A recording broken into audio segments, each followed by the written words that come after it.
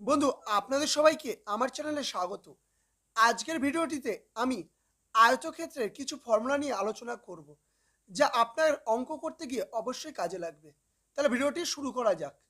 এখানে একটি আয়তক্ষেত্রের চিত্র দেখা যাচ্ছে, যেখানে বড় বাহুটা রয়েছে তাকে বলা হচ্ছে দৈর্ঘ্য, আর ছোট যে বাহুটা রয়েছে তাকে বলা হচ্ছে প্রস্থ। এটা হচ্ছে কি একটা আয়তক্ষেত্রের ছবি, অর্থাৎ বড়টা দৈর্ঘ্য এবং ছোটটা হচ্ছে প্রস্থ। যখন আমরা এর চারপাশে ঘুরে আসি, চারপাশে ঘুরছি, যদি এটা একটা মাঠ হয়, আমি যদি তার চারপাশে ঘুরি, তাহলে সেটাকে বলা হবে কি পরিসীমা। সেটাকে আমি কি বলবো? পরিসীমা। এই জমিটার যদি আমি চারপাশে ধান লাগাতে চাই, তাহলে এটাকে হবে কি ক্ষেত্রফল। ভিতরে সব জায়গা অংশগুলো যদি ব্যবহার হয়, তখন সেটাকে বলে ক্ষেত্রফল। আমি এটা যদি একটা ঘর হয়, তাহলে আমি এখানে মার্বেল বসাতে পারি, টাইলস বসাতে পারি।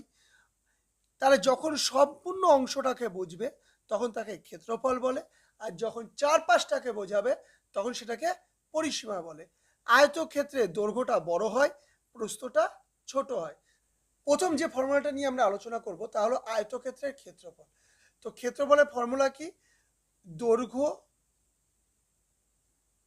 গুণ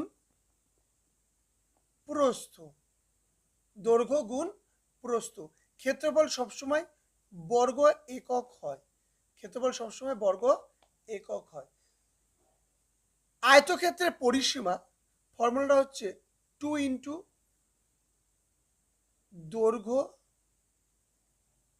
প্লাস প্রস্থ। 2 দৈর্ঘ্য প্লাস প্রস্থ। আয়তক্ষেত্রের পরিসীমার ফর্মুলা কি হলো? 2 দৈর্ঘ্য প্লাস প্রস্থ।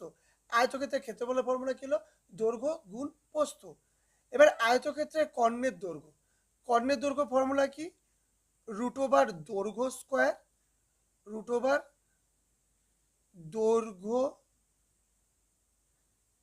স্কোয়ার প্লাস প্রস্থ স্কোয়ার। তাহলে আয়তক্ষেত্রে কর্ণের দৈর্ঘ্য ফর্মুলা কি হলো? √, দৈর্ঘ্য স্কোয়ার প্লাস প্রস্থ স্কোয়ার। তো ক্ষেত্রে অর্ধ পরিসীমা, মানে পরিসীমাকে অর্ধেক করা। তাহলে কি হবে? পরিসীমা পরিসীমা পরিসীমা ভাগ 2। অর্ধ মানে 2 দিয়ে ভাগ করতে হবে। যেটাই পরিসীমা বেরোবে তাকে 2 দিয়ে ভাগ করতে হবে, অর্ধ পরিসীমা। কেন এটা ইম্পর্টেন্ট?